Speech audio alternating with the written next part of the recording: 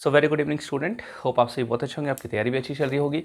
बिहार विधानसभा चुनाव हुआ, रिजल्ट आया, एनडीए को बम्पर सीट मिला। एनडीए वाले भी इतना नहीं सोचे होंगे जितना सीट उन लोगों को मिला। 200 से ज़्यादा सीट मायने रखता है बिहार में। और अभी शपथ भी हो गया है ना। मुख्यमंत्री फिर से नीतीश कुमार, उन्होंने शपथ ली और उनके साथ 26 मंत्री और शपथ ली। अब ये 26 मंत्री जो शपथ लिए, उनमें एक नाम बहुत हाईलाइट हो रहा और कल से काफ़ी न्यूज़ में वो चल रहा है, वो है दीपक प्रकाश। दीपक प्रकाश कौन है? तो दीपक प्रकाश दरअसल वो एनडीए उसी गठबंधन के एक साथी है, एक पार्टी है, उसका नाम है राष्ट्रीय लोक मोर्चा, आरएलएम जिसको बोलते हैं, आरएलएम राष्ट्रीय लोक मोर्चा। ये एनडीए में शामिल है। ये पार्टी जो है एनडीए मतलब उस गठबंधन का ही क्या है, पार्टनर है, साथी है। आरएलएम के जो प्रमुख है, इसके जो अध्यक्ष है उपेंद्र कुशवाहा, जो पार्टी को संचालित करते हैं। उपेंद्र कुशवाहा के पुत्र है दीपक प्रकाश, जो अभी न्यूज़ में चल रहे हैं। क्या नाम है उनका? दीपक प्रकाश। अब ये दीपक प्रकाश जो है, आप देखे होंगे कि ये शर्ट पहन के, जींस पहन के शपथ ले रहे थे और ये सदस्य नहीं है विधानसभा के। मतलब इस बार चुनाव नहीं लड़े, चुनाव लड़े नहीं, कभी नहीं लड़े थे और इस बार चुनाव लड़े नहीं, मतलब ये विधायक नहीं। इसका मतलब क्या हुआ? ये एमएलए नहीं। और तो कुछ लोगों को लगा अच्छा एमएलए नहीं तो मतलब एमएलसी होंगे, विधान परिषद के सदस्य। नहीं, ये एमएलसी भी नहीं है, ना ही वो एमएलए है। मतलब वो किसी भी हाउस के मेंबर नहीं है। तो सवाल ये उठने लगा, क्या किसी भी हाउस के मेंबर नहीं है तो क्या वो शपथ ले सकते हैं, वो मंत्री बन सकते हैं या मुख्यमंत्री बन सकते हैं? संविधान क्या कहता है, क्या प्रावधान है, उस पर अभी हम लोग बात करेंगे कि कॉन्स्टिट्यूशन इसके बारे में क्या कहता है, किस आर्टिकल में ये प्रावधान लिखा हुआ, इस पर हम लोग चर्चा करेंगे। साथ ही साथ कुछ सवाल भी उठने लगा। सवाल ये उठने लगा, और देखिए, जहाँ कोई पॉलिटिकल डिबेट शुरू हो जाता है या कहीं भी ऐसा न्यूज़ आता है, आपको उस पॉलिटिक्स में नहीं फंसना है। आपको क्या करना है, आपको अपने काम की चीज़ को निकाल लेना। मतलब कहाँ सवाल बना सकता है एग्जामिनर, इसमें से कौन सा क्वेश्चन पूछ सकता है भविष्य में एग्जाम में, वो आपको बस उतना आपको दिमाग में रखना है। बाकी पॉलिटिक्स तो चलते रहता है। जैसे कि उपेंद्र कुशवाहा पे परिवारवाद का क्या हुआ, उन पे आरोप लग रहा है अभी। और परिवारवाद, खैर आपको पता है कि भारतीय जो राजनीति है, इंडियन पॉलिटिक्स में परिवारवाद आम बात है। जिसको मौका जब मिलता है वो करता ही है, आम बात है। अब किसी का मान लेते हैं परिवार ही नहीं, तो वो बोले कि हम देखो नहीं करते परिवारवाद, तो उनको मौका नहीं मिला, मतलब उनका परिवार ही नहीं है या किसी को मौका नहीं मिला। जब जब जिसको मौका मिलेगा, परिवारवाद आम बात है इंडियन पॉलिटिक्स में, आपको दिखता है ये चीज़। अब देखिए हुआ क्या, समझिएगा थोड़ा सा। अब एनडीए जो आपको पता है कि एनडीए में बहुत सारे दल, जिसमें प्रमुख दल बिहार चुनाव में जो थे वो बीजेपी और जेडीयू थे। इसी में मैंने आपको बताया कि आरएलएम भी थे। अब आरएलएम को कितना सीट मिला था चुनाव लड़ने के लिए, समझिएगा। आरएलएम को 6 सीट मिला था चुनाव लड़ने के लिए। कितना? 6 सीट। 243 सीट पे चुनाव हुआ था ना विधानसभा में बिहार में, तो 6 सीट किसको मिला था? आरएलएम को। आरएलएम को बोला कि आप 6 सीट पे लड़िए। उपेंद्र कुशवाहा जी इससे भी उतना मतलब खुश नहीं थे, बोले कि नहीं, हमको और सीट मिलना चाहिए। खैर, परफॉर्मेंस बड़ा शानदार रहा इनका। 6 सीट में 4 सीट पर इनके विधायक चुनकर आए, मतलब 4 सीट ये जीते। 6 सीट मिला इनको चुनाव लड़ने के लिए, इस पार्टी को। इसमें 4 एमएलए बने। 4 क्या बने? एमएलए बने। याद रखिएगा, ये 4 एमएलए इसमें बने और इस 4 में दीपक प्रकाश का नाम नहीं है। दीपक प्रकाश का नाम नहीं। परिवारवाद का आरोप इसलिए लग रहा है, उपेंद्र कुशवाहा लोकसभा से चुनाव लड़े थे, हार गए थे। उसके बाद फिर उनको राज्यसभा का मतलब उनको मेंबर बना दिया गया, तो वो सांसद है अभी। उपेंद्र कुशवाहा वर्तमान में क्या है, राज्यसभा से वो सांसद है, मतलब वो मेंबर ऑफ पार्लियामेंट एमपी है। कहाँ से? राज्यसभा से। ये 4 सीट में एक सीट जो है सासाराम से इनकी वाइफ जीती इस बार, मतलब वो विधायक बनी है, स्नेहलता उनका नाम है। तो सासाराम से वो जीती, मतलब इस बार का मतलब हस्बैंड राज्यसभा के सदस्य, वाइफ इस बार विधायक बन गई और पुत्र मतलब दीपक प्रकाश ये क्या बन गए? ये बन गए डायरेक्ट मंत्री। मतलब कभी ये चुनाव नहीं लड़े, पॉलिटिक्स से इनका कोई लेना देना भी नहीं था। इनका इंटरव्यू में देख रहा था, वो बोल भी रहे थे कि पिताजी का फैसला था ये वो।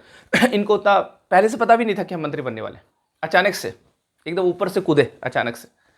तो यहाँ पे आप समझिएगा, तो दीपक प्रकाश मंत्री हो गए, वाइफ सेटल मतलब विधायक जी, और अपने लोकसभा से हारे तो कोई दिक्कत नहीं, राज्यसभा से मिल गया।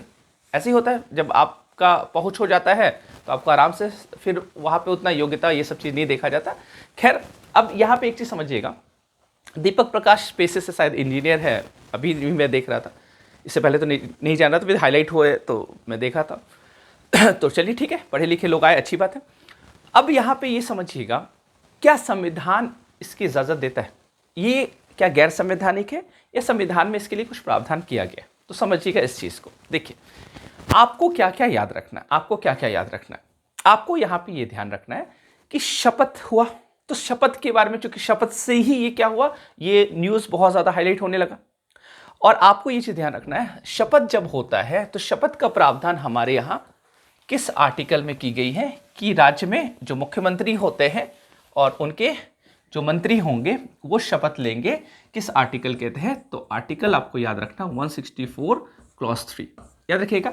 आर्टिकल 164 क्लॉज 3 जो है, इसमें शपथ के प्रावधान की गई, मतलब इसमें शपथ लिया जाएगा। और शपथ इसमें सीएम जो होते हैं एंड इनके जो आप कह सकते हैं अदर मिनिस्टर्स, ठीक है, अदर मिनिस्टर जो होते हैं ये लोग क्या करेंगे? शपथ लेते हैं।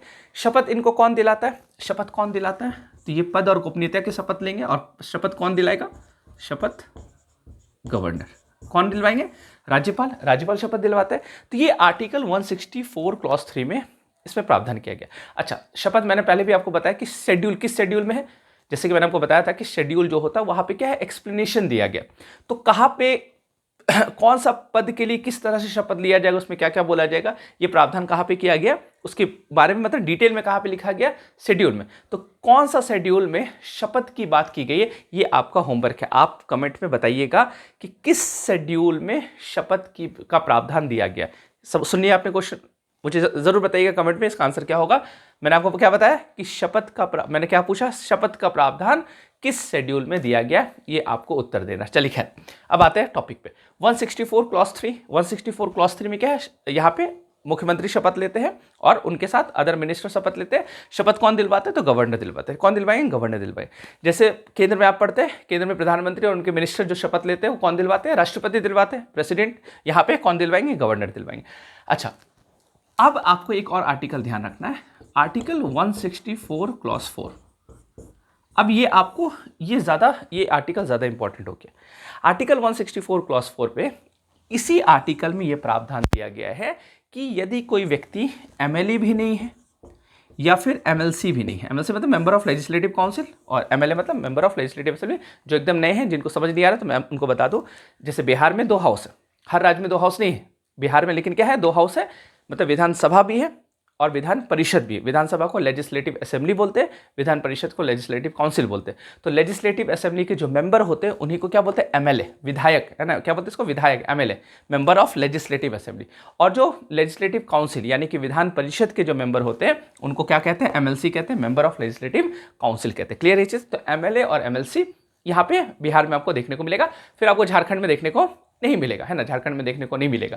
यहाँ पे मतलब अधिकांश राज्य में एक ही हाउस से काम चलता है, तो वहाँ पे सिर्फ एमएलए आपको देखने को मिलेंगे, मतलब एक ही हाउस है, मतलब विधानसभा। बिहार में 2 हाउस। अब देखिए क्या है, आर्टिकल 164 क्लॉज 4 ये कहता है, ये बताता है कि कोई भी मंत्री बनेंगे या मुख्यमंत्री बनेंगे तो वो चाहे तो एमएलए होगा या फिर एमएलसी होंगे, कोई भी बन सकते हैं। एमएलए बनेंगे या फिर एमएलसी, मतलब जैसे अभी बिहार में चुनाव हुआ तो जितने लोग चुनाव जीत कर आए वो क्या कहलाए? एमएलए कहलाएंगे ना, वो विधायक हुए। अब उन्हीं में से किसी को मंत्री बनाया जाएगा। लेकिन यह भी प्रावधान है कि आप किसी भी व्यक्ति को बाहर से भी मंत्री बना सकते हैं, लेकिन शर्त क्या है? शर्त यह है कि 6 महीने के भीतर, 6 मंथ, है ना, 6 महीने के भीतर आपको सदस्यता लेना पड़ेगा, चाहे तो विधानसभा का या फिर विधान परिषद का, किसी भी हाउस का आपको क्या करना पड़ेगा? सदस्यता लेना पड़ेगा। कितना? 6 महीना। तो शपथ लिए, शपथ की तारीख से 6 महीना, शपथ हुआ तो शपथ की तारीख से अब ये जो दीपक साहब है, दीपक प्रकाश, है ना, इनको 6 महीने के भीतर मेंबर बनना पड़ेगा, चाहे तो विधानसभा का, बिहार विधानसभा का। अब बिहार बोलिएगा सर, बिहार विधानसभा में फिर हो सकता है कोई अपना सीट खाली कर दे, ऐसा भी हो सकता है कि कोई सीट अपना, जैसे ममता बनर्जी के टाइम में हुआ था, उपचुनाव हो गया था, है ना, कोई सीट खाली हो सकता है, उनकी माँ अपना सीट देते। लेकिन जहाँ तक खबर आ रहा है, ये पता चल रहा है कि शायद उन्हें एमएलसी बनाया जाएगा, विधान परिषद में उनको जगह दिया जाएगा। अब देखते क्या होता है, एमएलए बनते कि एमएलसी बनते। तो आप समझिएगा विधान परिषद में उनको अगर मिल गया 6 महीने के भीतर तो वो फिर वो कंटिन्यू, फिर वो मंत्री बने रहेंगे। यदि वो चुनाव नहीं जीत पाते तो 6 महीने के भीतर क्या होगा, उनका मेंबर मतलब 6 महीना होते होते 6 महीना तक ही, मैक्सिमम 6 महीना तक ही वो क्या कर सकते हैं, मंत्री पद पर बने रह सकते हैं। 6 महीना बाद स्वतः मंत्री पद क्या हो जाएगा, समाप्त हो जाएगा। बात समझ पा रहे हैं? इसका मतलब क्या हुआ, दीपक प्रकाश जी जो है ये कब तक, 6 महीने तक ही, कितने, 6 महीने तक ही मंत्री बन सकते हैं यदि वो मेंबरशिप नहीं लेते। तो अगर मेंबरशिप ले लेते हैं तो फिर 6 महीने से ज़्यादा भी वो क्या होंगे, 6 महीने से ज़्यादा भी मंत्री बने रहेंगे। बात समझ पा रहे हैं? तो ये चीज़ आप ध्यान रखिएगा। तो ये हो गया राज्य में इस आर्टिकल 164 क्लॉज 4 आपको याद रखना। अच्छा, केंद्र में भी ऐसा होता है क्या? बिल्कुल होता है।